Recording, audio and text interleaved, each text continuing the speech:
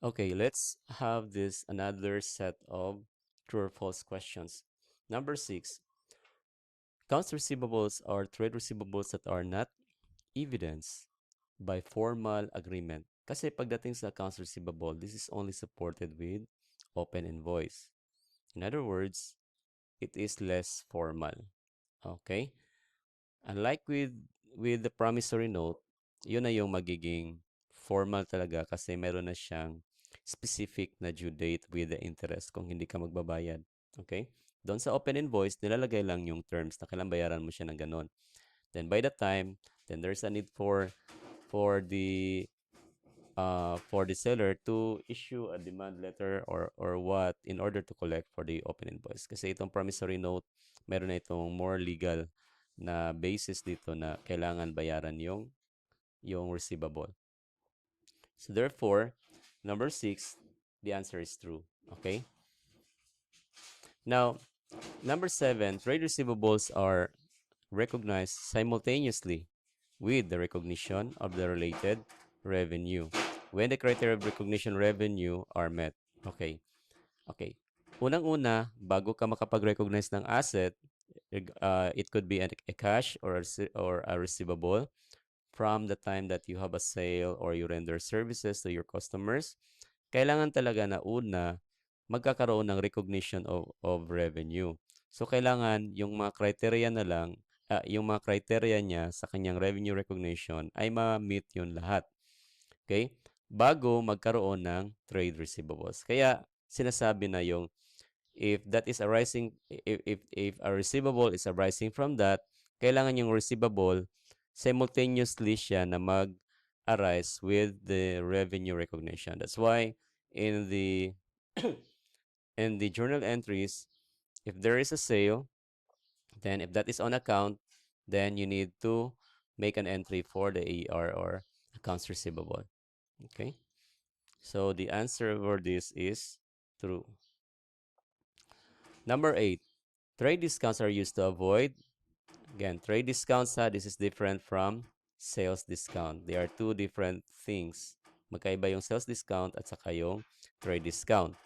Are used to avoid frequent changes in catalogs and to alter prices. So halimbawa, if ngayon ang catalog price mo is today, then next week, okay, halimbawa today it's 1,000, pagka next week 800 na lang. So para sa mga para sa mga seller, para hindi sila napapalit-palit ng prices o yung catalogs nila, ang ginagawa nila ay magbibigay na lang sila ng trade discount. So, halimbawa, if the catalog is stating 1,000, instead of changing the price in here in the catalog to 800, ang gagawin nila, yung difference na 200, yun yung ilalagay nila as trade discount. Okay?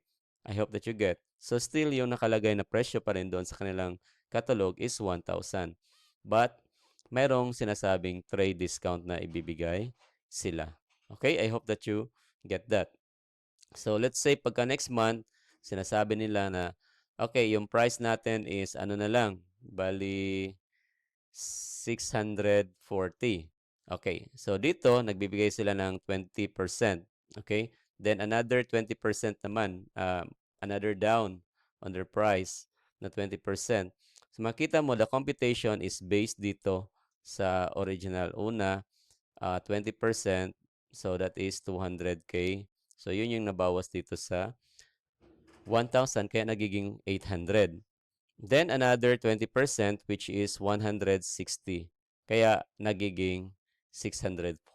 So, yun yung pag-apply. Yung 20% na another trade discount will be applied doon sa unang net ng trade discount na na-compute. Okay? Hindi based sa always sa original. Kasi yun yung purpose ng trade discount. Hindi palitan yung yung catalog price.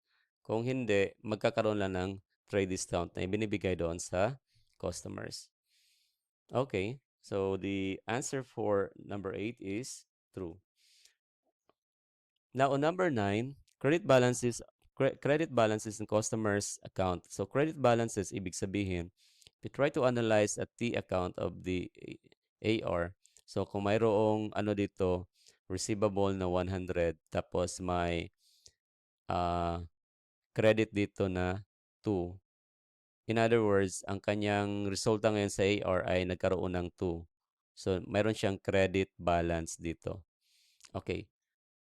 Kumbaga, si customers ay sumobra yung kanyang bayad. Yun yung nangyari dyan. Okay? Credit balance. Therefore, the result is that meron ka ngayong babayarin kay customer.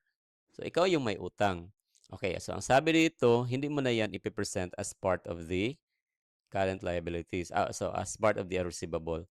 But, a current liability. So, doon na siya itatransfer sa current liability. Although, you have payable that is related to the customer's account. Okay? But the result is a liability, credit siya. So, therefore, i-represent mo siya under the current liabilities. The answer for that is true. Number 10, percentage of sales method results to in a more accurate valuation of receivables in the balance sheet. Actually, sa bago na yung IFRS natin, number 9, yung doon is yung sinasuggest or was that is mandated is yung i-categorize mo siya according to their groupings, according to the risk involved for that. So, mayroon tayong tinatawag na lifetime expected credit loss. Yung ganon. Okay? So, it's better for you daw to group. Or if you cannot group, then use the AR balance instead of using the percentage of sales.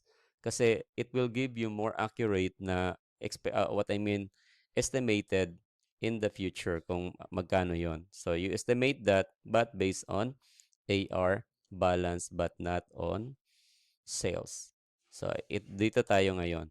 So, kung acceptable man yung percentage sales method, pero hindi yan nagbibigay ng more accurate valuation pagdating sa losses or impairment related to your accounts receivable. So, the answer for number 10 is false. Okay, on statement 11, receivables denominated in foreign currency should be translated to local currency using exchange rate on the balance sheet. So take note, exchange rate on the balance sheet. So if you have receivables of like in Japan yen of let's say 10,000, then if the conversion is 40 cents to peso, then just multiply it with 1240.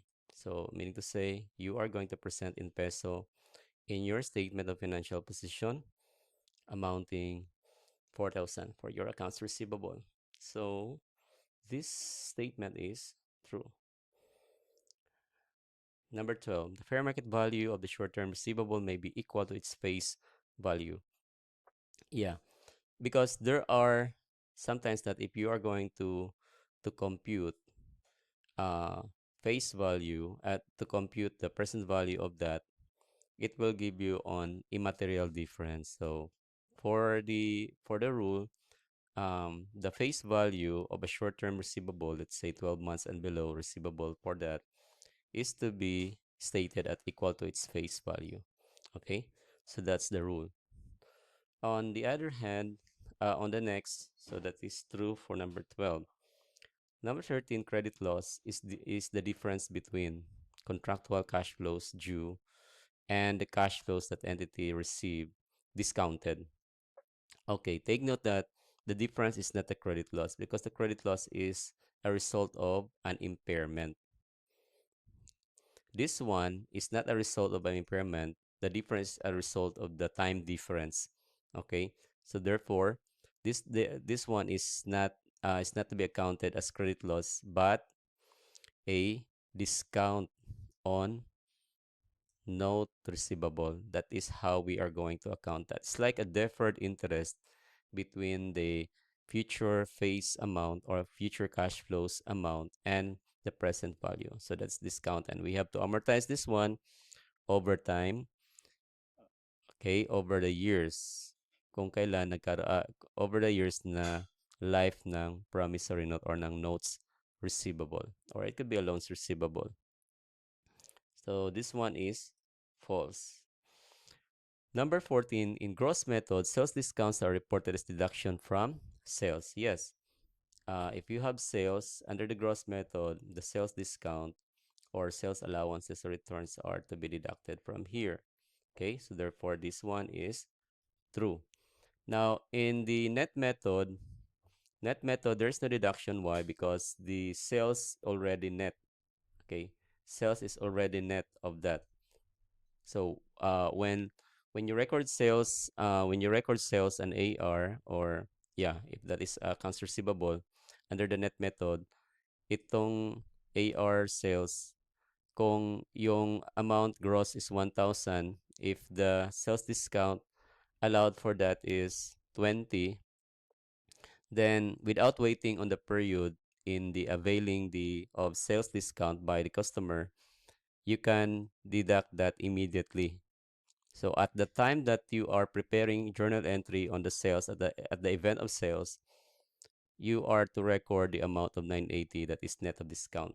Therefore, pagdating doon sa presentation ng sales, so there's no need for you to deduct the sales discount kasi wala namang sales discount dito na maglalabas pag under the net method of accounting. So the answer for that is true. Number 15. Any receivables not individually assessed should be collectively assessed. Okay, yeah. Because if you cannot break down that, if you individually, then pwede siya collectively. Individually is only used pag very material yung individual amounts.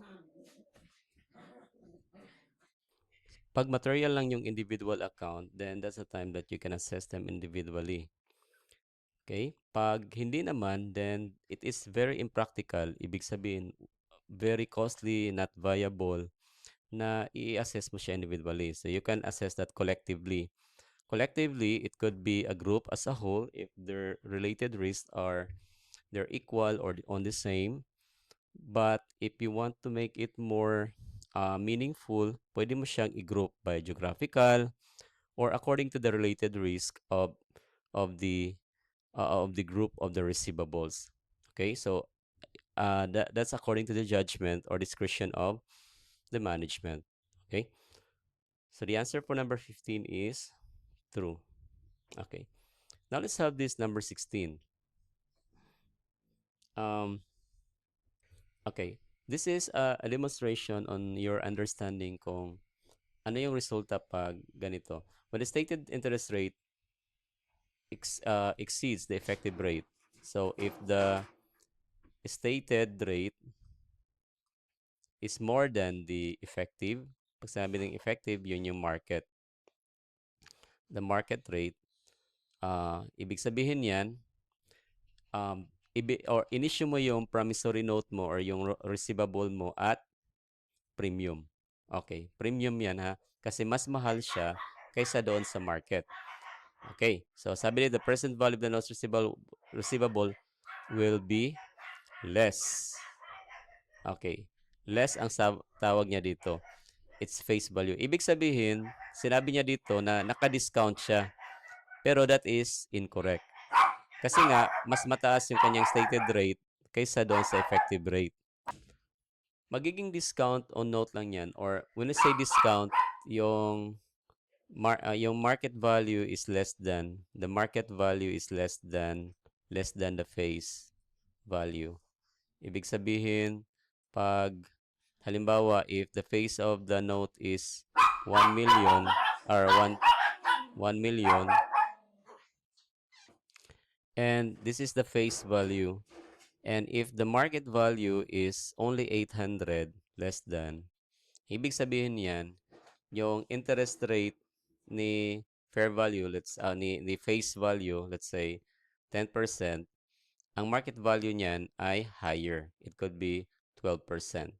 Ibig sabihin, ibinenta niya or inisyo niya yung promissory note at a rate lower than the market rate. Kaya nag-result into a discount. Kasi pag ang market value is less than the face value, ang kanyang resulta ay discount, which is in this case 200k. So yun. That's the reason why This number 6